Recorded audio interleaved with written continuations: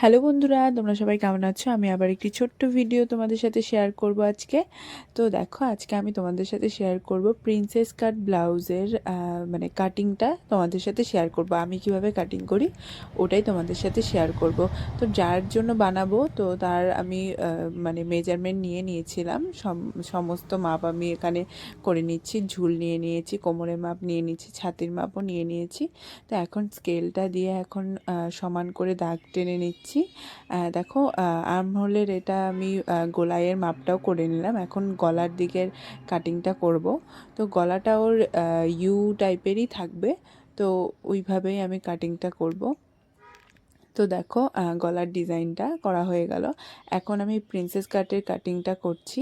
তো প্রথমে ওপর থেকে 10 ইঞ্চি নিয়ে নিয়ে তারপরে নিচের যে কাটিংটা করতে হবে ওইভাবে আমি মানে চক দিয়ে আমি মেজারমেন্ট করে নিলাম, সব কিছু দাগ দিয়ে এনে নিলাম। এখন আমি কাটিংটা করে নিচ্ছি।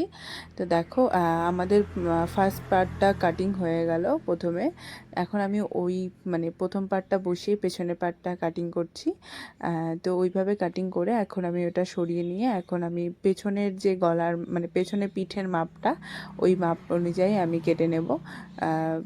তো এখন এটাকে সেমভাবে আমি স্কেল দিয়ে দাগ দিয়ে এখন চক দিয়ে দাগ টেনে নিয়ে আমি মানে কেচি দিয়ে কাটবো। তো এইভাবেই আমি করি।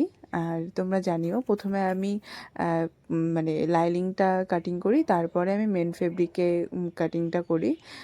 সবাই মনে হয় এটাই করে, তো আমিও তাই করি।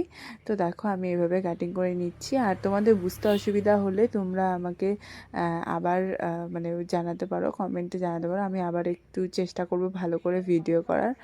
আর তো আমার ভিডিওটা এতটুকুই আজকে। আর সবাই জানাবে যে ব্লাউজটি কেমন হলো, আমি লাস্টে তোমাদেরকে দেখিয়েও দেবো। আর অবশ্যই জানাবে। আর দেখা হচ্ছে পরের ভিডিওতে। টাটা বন্ধুরা।